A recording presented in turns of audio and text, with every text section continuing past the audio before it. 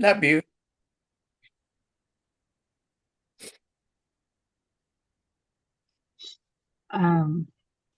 Magandang umaga po sa ating lahat.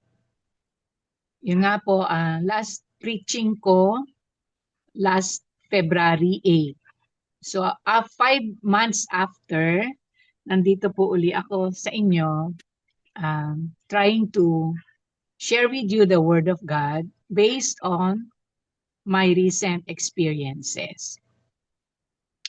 I've been reading about spiritual warfare for the past months. And that was part of my daily devotion. And true enough, God allowed our family to be placed in a battlefield where we would win and declare the majesty and power of God. No one among us Christians is exempted from spiritual warfare. Lahat tayo may pagdadaanan to strengthen our faith in God. Bakit nga po ba? Because this war had begun even before humanity existed on earth.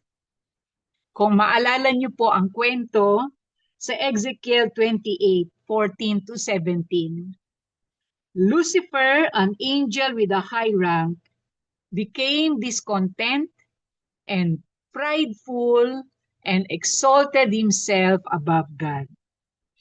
So what happened?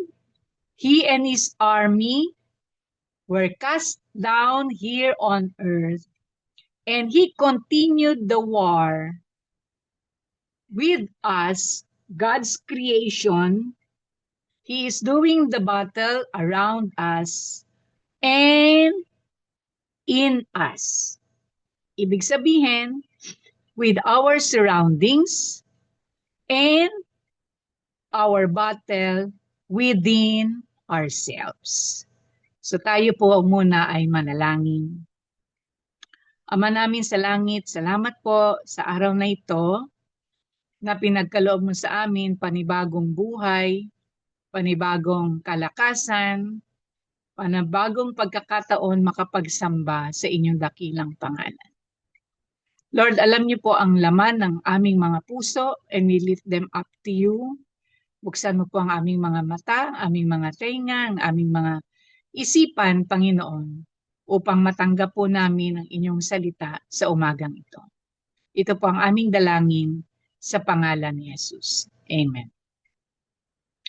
So katulad ng sinabi ko kanina, our family was placed in a battlefield. So our family was recently almost destroyed by the enemy. Honestly, all of us fell into temptation. Not the lust of the eyes, not the lust of the flesh, but the pride of life. Each one among us wanted to be on top of the other. There was really a huge fight, and that snatched us away from collective worship. And then the battle began. So in the middle of the intense family feud dati, ano yan eh, pinapanood ko yung TV show dati, game show, Battle of the Brains among families. So when that battle, that huge fight in our family, nakita nyo yun, alam nyo yun, hindi namin yung tinatago sa inyo. Pastor met an accident. That was when the battle, the real battle started. So he fell beside the pool and broke his left hip. Siya po ay dinala sa ospital ng mga kaagapay niya after the birthday of Ninong Coco in Batangas. In that hospital, we would experience the victory in Christ Jesus. Grabing irony, no? Accident and then victory in the Lord. How can we become victorious in this spiritual battle? Spiritual warfare. First, we have to recognize the saving power of Christ Jesus. Second, we have to fully trust Him. Bakit po? Pinangahawakan natin sa Philippians 1:6. He began a marvelous work in you and He has promised to complete it. So we are precious diamonds in the sight of God. Just like the diamonds, for them to shine, they should be polished. Harsh polish, so that the diamond will be a very high quality diamond. So there was a marvelous work that was started in our family, and the Lord would want to complete. When we were told by the orthopedic surgeon that Pastor Ed had to undergo surgery and was the only way to prevent a cardiac arrest or stroke, I cried to God. Umiyak uli ako kay Lord, yung iyak na galing sa tiyan. Yung sobrang sidhing pag-iyak. Na naalala ko, yun yung pag-iyak ko nung namatay ang mga magulang ko. Galing sa pusong pag-iyak.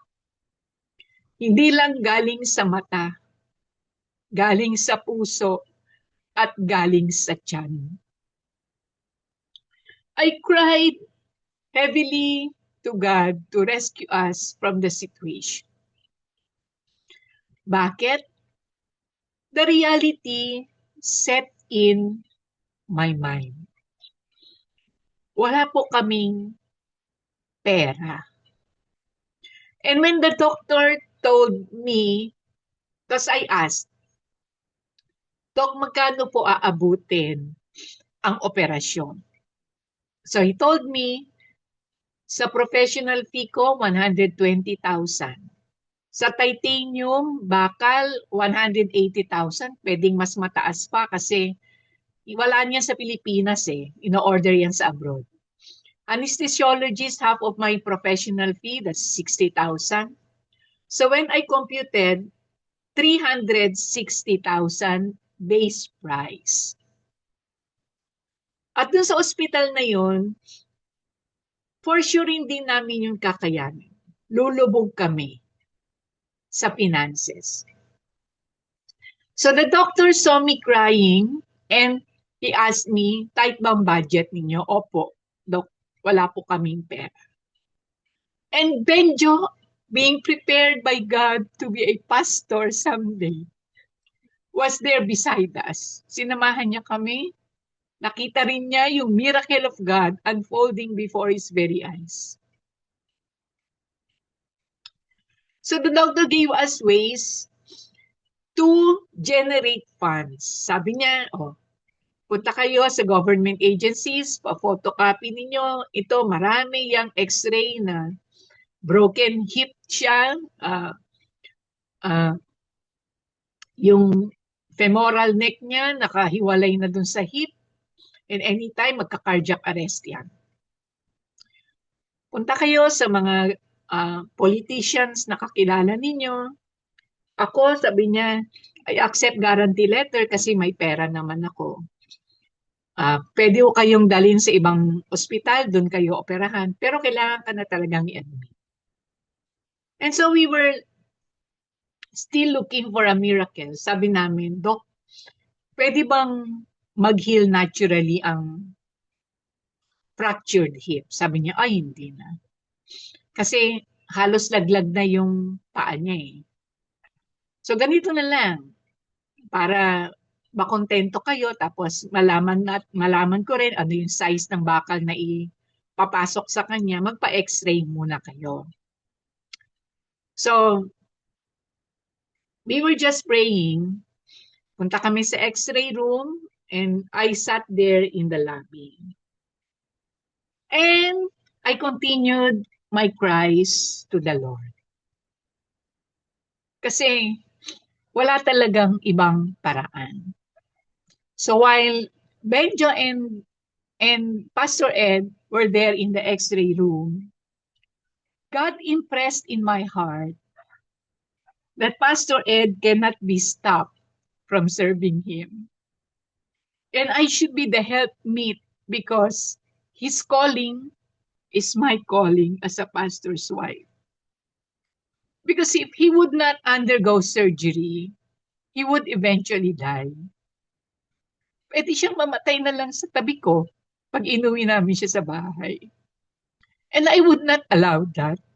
Sabi ko, Lord, help us. Iniisip ko na paano ako pupunta sa mga government agencies, panghihingi.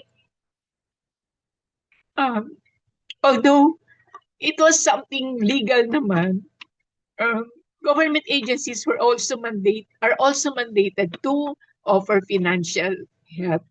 Pero sabi nga ng doktor, hindi ka na pwede kasi senior ka na. Iba na maglakad ng mga papeles. So while I was crying in the hospital lobby, God met us through His vessel. A Christian brethren and a high corporate official in that hospital. Sabi sa James 5:16, the earnest prayer of a righteous person has great power and produces wonderful results. Na-share ko na rin sa inyo yon. Our righteousness is obtained because we believe in Jesus Christ. Hindi dahil mabait tayo. Hindi po ako mabait. Sinasabi, honest naman po ako sa inyo niyan. Minsan po, kadalasan marami po akong saltik. Pero I know that I am righteous before God because I have faith in the Lord. And this official processed the admission of pastor. Naalala ko pa noon, nakatungo lang akong ganyan, tumutulo ang luha ko. And Benjo ran to me, sabi niya, ate, tinatawag ka ng mga boss doon, no? Punta ka. Punta ko. Dala-dala ko pa yung kay ni pastor eh. Punta ako doon. Tapos nakita ko si pastor kausap nung dalawang bossing doon. Ang sabi nung boss, i-admit ka na po, sir. And then he repeated to me, i-admit na siya kasi medical emergency yan eh. Ngayon na. Punta tayo kay doktor, yung doktor niyang surgeon. Nimiyak ako sa kanya, sir, wala po kaming pera. Hindi po namin kaya dito. Hindi po namin kaya yung surgery. Sabi niya, basta punta tayo kay Doc. Sabi nga, nung nandun na kami sa elevator, sabi ko, sir, tutulungan mo ba kami? Ano bang nangyayari? Sabi niya gano'n, no worries, ma'am. Huwag ka nang umiyak. We will take care of the rest. And then, sabi naman niya kay Pastor, Pastor, wag na po kayo mag-isip. Isipin niyo na lang paano kayo gagaling. So we were admitted in a VIP room on the 7th floor. Ang ganda ng view nun eh. Kahit yung cardiologists, yung mga doctors na pumapasok. Yung mga nakabisita sa amin, salamat. Ang ganda ng view, nakaka-relax. Mount Makiling. The beautiful Mount Makiling. Every morning, nakatanaw ako doon to look at the majesty of God. So, nandun na kami. What we did ni Pastor, we just worship the Lord. We just thank the Lord sa nangyari. Wala po kaming down payment, basta nandun na lang kami sa VIP room. Sa Hebrews 12:28, sabi diyan, therefore, since we are receiving a kingdom that cannot be shaken, let us be thankful and so worship God acceptably with reverence and awe.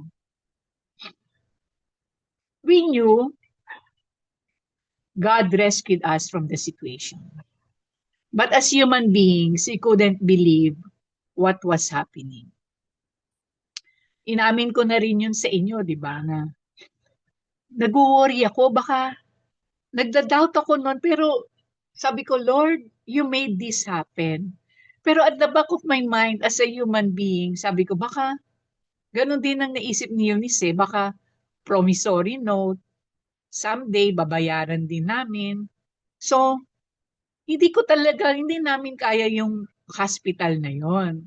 So, I really prayed to God nung night na yon, sabi ko, Lord, kakausapin ko na talaga yung sir na yon na tumulong sa amin. I really have to be honest kasi kung may ibang arrangement, papalabas kami. I will look for another hospital na mas mababa ang price. Kasi alam ko naman na pagka VIP, lahat ng charges doon, ganun din, tumataas din. Depende.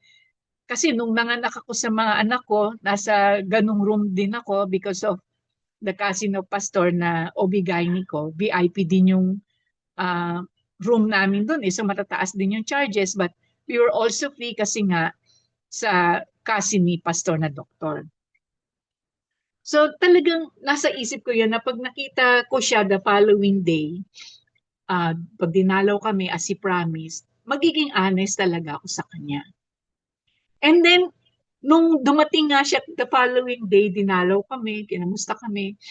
Sabi ko, sir, gusto po kitang makausap nang tayo lang. So, pinaalis niya yung mga amuyong niya doon ng mga nurses. O sige, labas na muna kayo, kami na lang mag-uusap. And sabi ko, sir, ano ba talaga ang nangyayari? Kasi katulad ng iyak ko sa inyo, wala po kaming pera, hindi namin kaya dito. And sabi niya, actually hindi ko pa dapat i-declare sa inyo, pero para wag na kayong mag-isip, sasabihin ko na ngayon. I'm still really working on the package, pero i-claim nyo na 90% free of charges kayo. I'm still working on the 10%. Because when I work, I really want to work completely. So ginamit niya yung word na claim. Sabi dyan sa 2 Corinthians 3:4-5, ano ba yung claim in the perspective of us Christians? Such confidence we have through Christ before God. Not that we are competent in ourselves to claim anything for ourselves, but our competence comes from God. So confident tayo. I-claim na natin that the Lord will give it to us. Katulad nung kanta kanina, favorite ni Ayin, The Joy of the Lord. The joy yung joy na yun, yung salita na yun, it is not just gladness. When you say joy, it is confidence that you know that the Lord is with you. Kaya mayroon kang joy. The joy of the Lord is our strength. So what did this official do to us? So he was working for our favor. Alam nyo, binalik yun agad sa kanya 100-fold. Because during the day of the surgery of pastor, na pinramis niya, pupuntahan niya kami bago ipasok sa OR si Pastor. He was promoted to a higher office 2 days after he helped us and intervened for us. Ano yung salita niya? Na-witness pa yun ni Dia eh. Pastor, kinikilabutan talaga ako. Because he was promoted right away by the Lord. God is a God of miracles. Itong high official na to, nagpakilala talaga siya sa amin that he is a brethren. Kaya nung nagpakilala siya, pare-pareho kaming umiyak. What God, Psalm 77, 13 to 14, it says there, what God is as great as our God. You are the God who performs miracles. You display your power among the peoples. Itong high official na to, pinili talaga siya ni Lord to attend to us. Because when Pastor suffered from orthostatic hypotension, he was the one who revived Pastor. Even before the team of doctors and nurses and the ICU staff went to our room, he was there, first and foremost. Alam nyo, kung hindi niya na-revive si Pastor, wala na si Pastor ngayon. Or, na-stroke siya. And he was very concerned about me kasi nag-hysteria na ako dun eh. Nakita ko si Pastor na parang wala na siyang buhay. And so sabi niya, si ma'am, ang tingnan ninyo. Ang sabi niya sa akin, doon ako natakot sa iyo ma'am eh, kasi pwede kang matroma dahil ikaw yung makakita paano siya namatay. Pastor felt the care, the physical care of that high official because he practiced once again his nursing skill. Kasi nurse siya by profession pero pinromote siya ng pinromote ni Lord until he became a very high official in that hospital. It was always God's perfect timing. It was a miracle.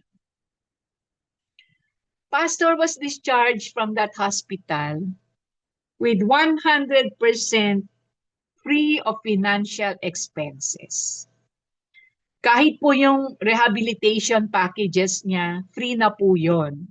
And binasa ko yung agreement namin, sabi doon, kahit yung post-admission, if there will be problems arising from the surgery, all the expenses would be covered.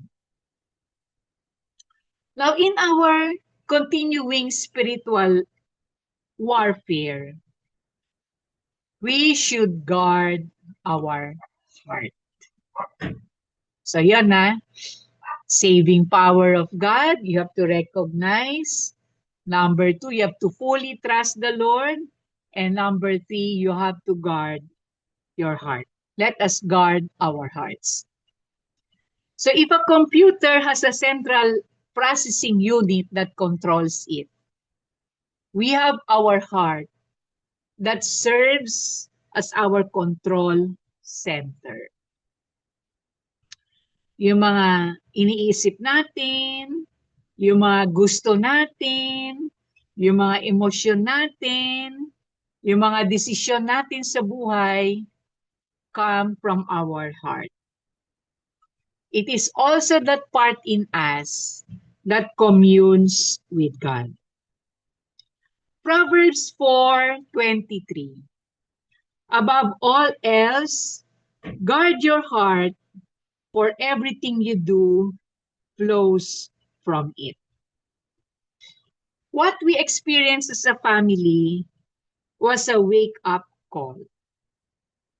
We did not guard our heart. we did not guard our tongue.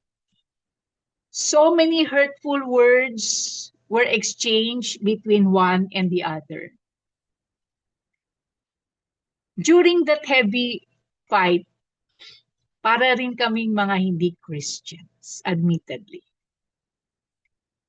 The enemy planted in us small thoughts, temptations we did not resist, and offenses we did not forgive. So yung mga small anger in our hearts, it can blow up to be a monster in our heart. And we learned that from our experience. They drove us away from worship, and God used pastors' accident to bring us back to our feet and to show that He is always there for us. And now, we continue to say and declare that He has made everything beautiful in its time. Ecclesiastes chapter 3, verse 11. And Lord, we will be here to serve you. It was a very extraordinary experience for all of us. Alam niyo, paggabi, nandun pa yung trauma sa akin eh. Kagabi nga, umiiyak ako, katabi ko yung mga anak ko, sabi ko, Lord, thank you sa ginawa mo. Yung nagsishiver ako, the thoughts of na, ang daming nag-offer ng help sa amin. Thank you sa credit cards. Meron ng dalawa dyan sa inyo nag-uusap. Sabi, ang operation mga 250,000. Kasya naman sa card. Almost 1,000,000 yun. Hindi yung kakasya sa card mo.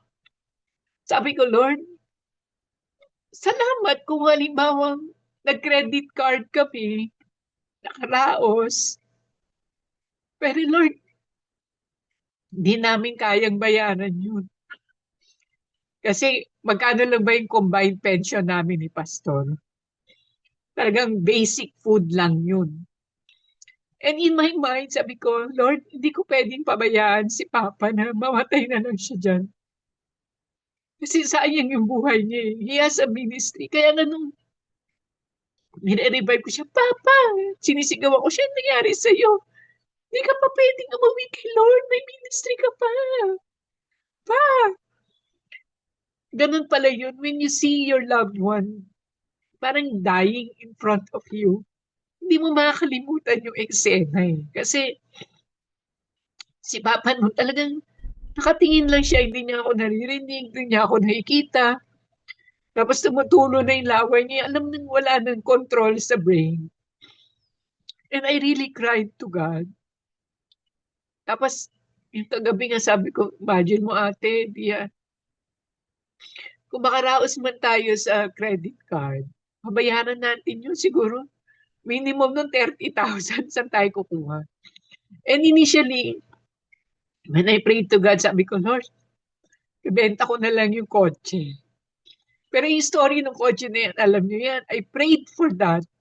Not for me, but for my family. Lalong-lalo na kay Papa. Kasi naawa ko sa kanya pag sa ministry, wala siyang sasakyan.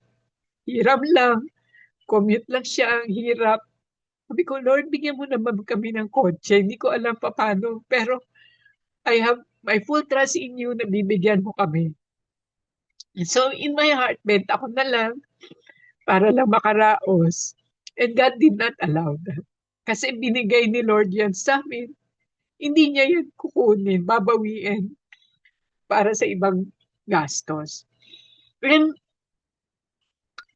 ganun pala yun, no? Yung, I'm a very strong woman, pero pag nakakita ka ng mga incidents na gano'n na wala ka na talagang pupuntahan eh. Titingala ka na lang kay Lord. You really have to call the God of heaven and the earth to rescue you from that situation. Wala na talaga eh. Tapos, yung halos nawawala na si Papa sa paningin ko, another shock na naman yun sa akin eh. And God is really good.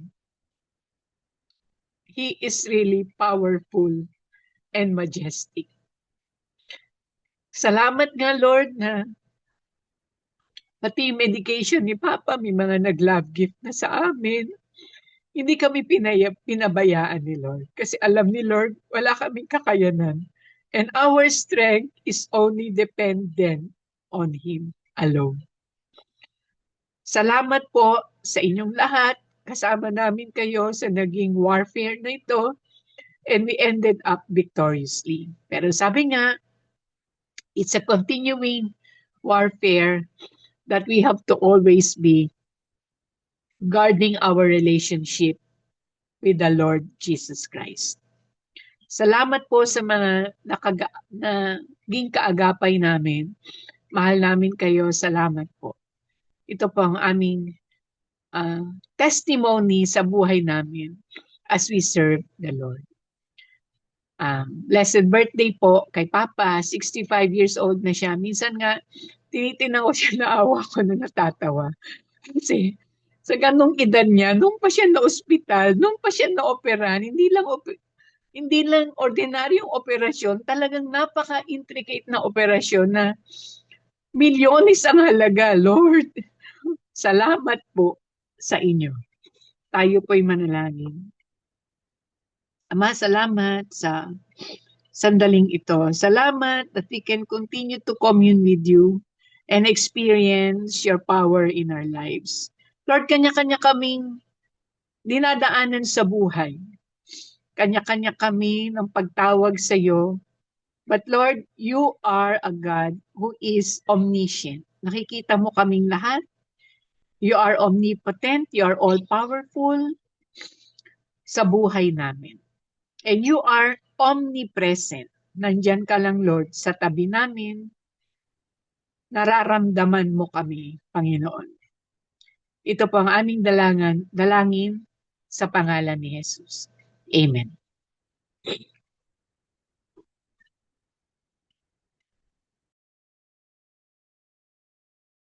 Thank you po, Ninang Michelle, sa napakaganda niyo pong encouragement. Truly na iba-iba nga po tayo ng sitwasyon sa ating mga buhay. Sabi nga po ni